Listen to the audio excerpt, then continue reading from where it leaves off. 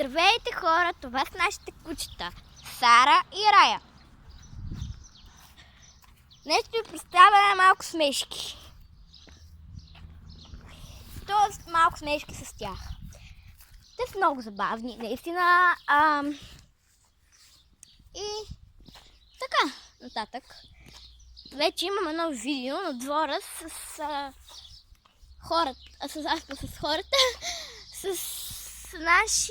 нашите коти, чочка.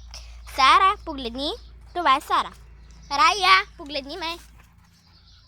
Това е Рая. Това е Сара. Нали така?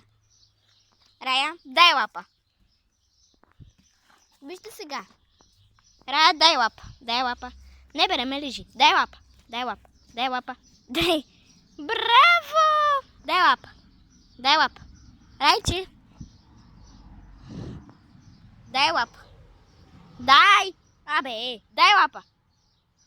Стига си мърдава пък ти опашката. Дай лапа. Райче, дай лапа. Както виждате, не става. Ай, това са кучета. Как ще стане? Дай лапа. Не, ти не знаеш. Дай лапа. Дай лапа.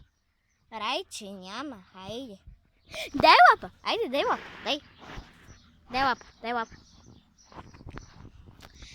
Явно не искат. Я само вижте какви хубави орехи има тук. Ето, но те още не са цъфнали. Сега може да отидем при котето. Ой, боже, аз го оставих отворено. Сега ще отидем при котето и ще видим. Ай. Радай. Ох. Сега само ще ходим при котето, защото кучетата... Опа! Съжалявам, изпуснах камерата. Защото кучетата малко са... Вижте как са пораснали тези неща на храсти.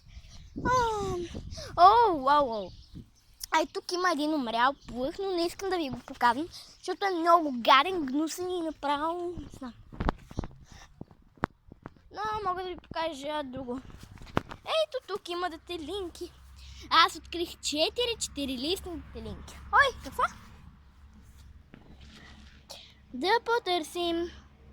Само, че вие не може да ги откъснете само ако намерите. Ама ако намерите, ще ми напишете в коментарите къде... Тоест, къде са